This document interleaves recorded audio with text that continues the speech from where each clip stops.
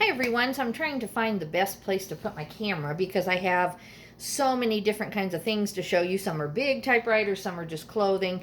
So anyway, I'm going to go ahead and try to go with this right now here. So I shopped all day yesterday with my son. He did come into the thrift with me some of the time, but he went and did a lot of the arbitrage at Walmart, Big Lots, Target, some game stores that he goes to in the kind of Fort Collins, Loveland, Greeley area, and he did really, really well. He's very happy. He found a couple things for himself at the thrift. I don't think he found anything to resell on eBay at the thrift, but I focus mostly on thrifting because I just love the margins. And then I did get, I want to say 8 to 10 things for my Amazon arbitrage, and I can't really show you that. Those are toys that we're still hunting, and we should be able to get quite a few more, we hope anyway, before fourth quarter is over. But I wanted to go ahead and show you my best finds here from the thrift. So this, I paid $34.99 for this set, and I almost missed it. I had to go back and pay again because I did not see this in the entryway when I first walked in. I must have turned the corner the other way, and they were sitting there. And this is a set of 12 volumes by Kistemacher, and it's like a Bible commentary. And this one is in such pristine shape. I haven't gone through every volume yet, but used just in even any kind of condition, honestly, you're looking at over $250. So I think I'm going to price mine at $325 because of the cleanliness, as long as I go through and I'm still happy with every single volume. And it's a set of 12, and I just couldn't believe it, that it was this high of a price. I do know Bible commentaries can be high because my husband is a pastor, but he tends to use things on the internet now so that we don't have so many books in our house. But I do believe a lot of people love the hard copies of the books. So that is my best find. That is going to be listed either late tonight or first thing in the morning. I'll bubble wrap every volume. And also the best thing about that is the sell-through rate looks really good. It doesn't look like I'll be holding on to that for very long. This morning, on my trip to Laramie, I like this throw. It's just like a red throw. It is not a traditional Pendleton in any way. I mean, at least I don't know Pendleton, possibly. To me, it never entered my mind this would be a Pendleton. It just felt good, and I thought, we need more blankets around the house. Honestly, I was going to pick this up for myself. Let me find my tag now. And then I turned it over, and here it was, and I just grabbed it and put it in the bottom of my cart. I paid about $4 for this. This is what they charge for blankets. I'm trying to ID the exact time of the tag. Once I knew it was a Pendleton, I'm like, ooh, that's really cool. But then I didn't even realize that this is really a vintage tag. I obviously need to study more, but everybody with this tag is saying that it's vintage. So since this isn't the traditional kind of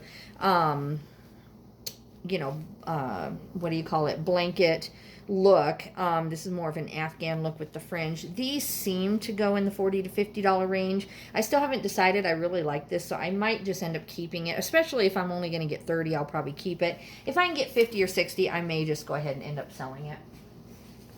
Then I paid for this waffle weave blanket. This is a Chatham. This is a vintage waffle weave with the satin edge. And I've got to measure this one. It does not say if this is a full size, queen size, whatever. If it's a full or a queen, which I'm thinking it probably is, I get about 50 on these. If you get into the king size, it's just more rare to get vintage in king size. And so then I've gotten upwards of $80 on the king size one. So I'm going to measure that out. But I can pretty much tell. I think that's like a full size. This morning, I also found me some cool in Colorado and Wyoming. This isn't a super rare thing for me to find. People wear this, very outdoorsy. I tested all the buttons. Everything's great. These are so cute. I think these, I don't even know if these are men's or women's. I wish they were my size, but they're a 30 by 30. So I'm thinking I can get about $25 to $30 depending on the RN number. I got to see what style these are. They're kind of like I want to say nylon type style. I picked up these North Face this morning. Again, North Face is kind of everywhere where I shop this morning. I paid about $4 for these. These are a women's extra small. So, I'm thinking I'll probably get maybe 25, maybe 20, 25. dropping typewriters over here. Thanks. This is a Bog. This is a brand new or I'm sorry, not Bog, BDG, by Urban Outfitters. BDG, Urban Outfitters. I was just reading it on the camera. And so these are new tags. I'm going to try to look up the RN number and see, because these are super cool. They just have like these really super weird pattern on it. And so I'm going to try to find these, see what I can do on that. I'm not really liking I guess the sun is coming in here. Okay, let's get some of these typewriters over with. So this is a Brother GX 6750. So I tested this as best you can at the thrift. I paid $17 for it. I should get at least $100 if it works. If not, I'll sell it for parts non-working and get my money back. But this looks very, very clean, and I shouldn't have any trouble. This is my second well, I thought it was a typewriter. I honestly am not sure what this thing is. Let me open it here. It is a Brother desktop publisher, and it is model number DP525. I think that's a CJ. But anyway, in the store, this thing should sell for about $150. It doesn't have a cord, or at least I can't find the cord. It might be tucked in here in the back. If it isn't, I can order one for $15 on eBay. So I'm going to order the cord, check it out. I paid, what did I pay? I think I paid $4 for this. Yeah, it was, the orange color tag was half off and it was marked 6, so I actually only paid $3. So to me, even though, you know, there's a chance it may not work, $3 is a good risk to possibly get $150. And so I'm going to order this cord like ASAP. And these sell very fast if it works. So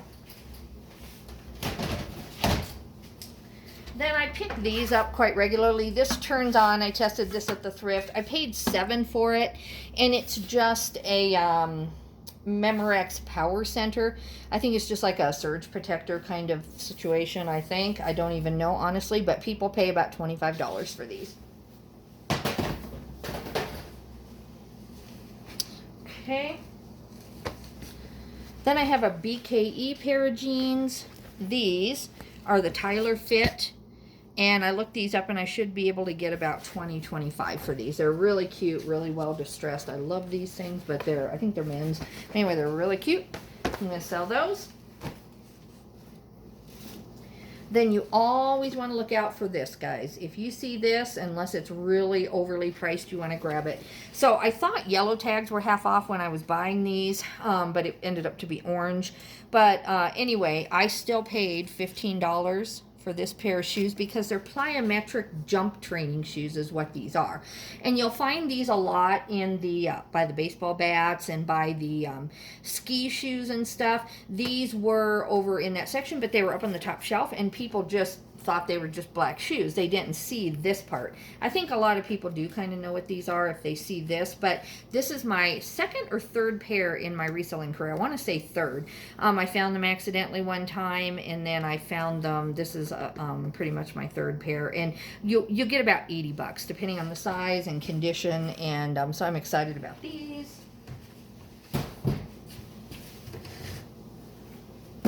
I got a, let's see, Zajirushi. I'm gonna butcher that name, but Zajirushi. It's a Japanese manufacturer, I believe, and this is the rice machine. I got a bread machine also. I'm gonna show you in the same brand.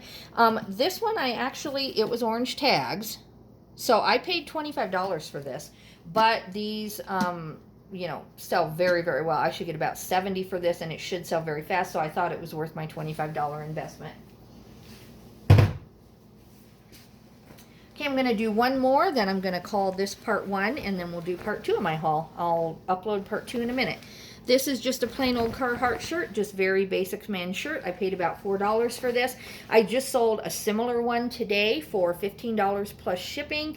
I'm starting to get a lot of Carhartt in my store, and so I think it just flips fairly decently for me.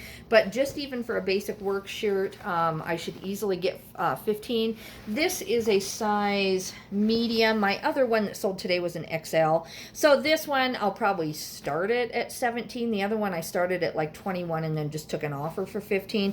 This one, you know, since it's smaller, I think I'll probably be doing really good to get like 14, 15 on this one, plus shipping. Okay, guys, so I'm going to call this part 1 of my haul. The reason why is on Instagram. Sometimes I'm going to research it and figure it out. It just won't let me upload a 25-minute video. So I'm going to go ahead and do these in 10-minute sections. I know that's irritating on YouTube, but thank you for bearing with me until I get my, you know, tech up to par where it should be. I'm not there yet. I appreciate you watching. If you want to go to Instagram to see photos of all this as I listed in the next week, I am Outstanding Books 1 over there. And if you aren't on my YouTube, if you're watching this on Instagram and you want to see a lot longer content, I do make 20 and 30-minute videos for just YouTube, for my YouTube viewers.